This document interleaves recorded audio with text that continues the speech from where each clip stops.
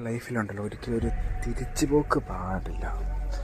കാരണം it's not about business. Okay, നമ്മുടെ personal ലൈഫിൽ ചില ഈ പേഴ്സൺസ് ആവാം, ചില സ്ഥലങ്ങളാണ് നമ്മളൊന്ന് ഇൻസൾട്ടായി. ലൈക്ക് ഇൻസൾട്ടല്ല, പറഞ്ഞു തന്നാൽ മനസ്സിലായല്ലോ എല്ലാവർക്കും എങ്ങനെയാണ്. കാരണം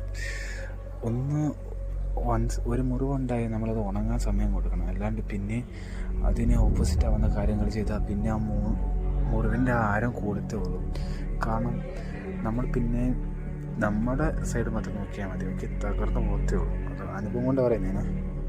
തിരിച്ചിങ്ങോട്ടേക്ക് വരികയാണെങ്കിൽ ഒരിക്കലും ആ സൈഡിലേക്ക് നമ്മൾ തിരിഞ്ഞു പോലും നോക്കല്ലേ. ഇല്ലെങ്കിൽ ഉണ്ടല്ലോ നമ്മുടെ ലൈഫിന് നമ്മൾ തന്നെ ഒരു കുഴി കൊണ്ടുവരുന്ന രീതി.